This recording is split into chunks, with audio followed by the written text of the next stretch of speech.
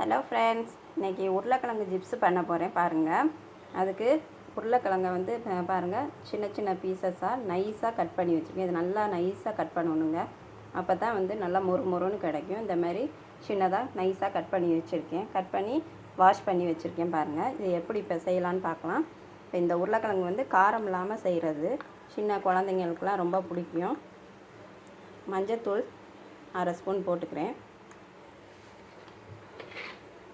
தேவையான அளவு உப்பு, இது ரெண்டையும் போட்டுட்டு அப்படியே பிசைஞ்சுக்கணும். நல்லா உருளைக்கிழங்குல உள்ள நீர் வெளியில் வர்ற மாதிரி கொஞ்சம் அழுத்தமாக பிசைஞ்சுக்கிறணும். பிசைஞ்சு ஒரு 5 நிமிஷம் வச்சுட்டு அதுக்கப்புறம் நம்ம அதை எடுத்து போடலாம்.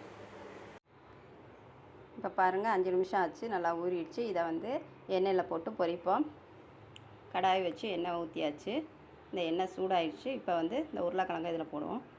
உருளைக்கிழங்கு லைட்டாக இப்படி புழிஞ்சுக்கிறோங்க. இதில் வந்து இப்படி தண்ணி வடியும். தண்ணி இல்லாமல் போட்டால் தான் மொறுன்னு வரும். புழிஞ்சிட்டு இதில் போட்டு விடுவோம்.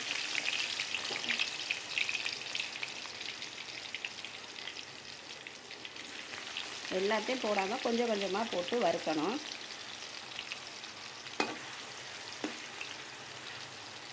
கொஞ்சம் இதை சிம்மில் வச்சு வறுத்து எடுத்தோம்னா ஒரு ப்ரௌன் கலரில் வரும்போது எடுப்போம். இந்த உருளைக்கிழங்குல எவ்வளோ தண்ணி இருக்குது பாருங்கள். இது பாருங்கள், இந்த தண்ணி வந்து சேராமல் நல்லா புழிஞ்சிட்டு ஆயிலில் போட்டால் தான் நல்லா கிறிஸ்பியாக நல்லா டேஸ்ட்டாகவும் இருக்கும். இப்போ பாருங்கள், லைட் ப்ரௌன் கலரில் வந்துருச்சு. இப்போ இந்த ஸ்டேஜில் வந்து இதை எடுக்க ஆரம்பிச்சிடலாம்.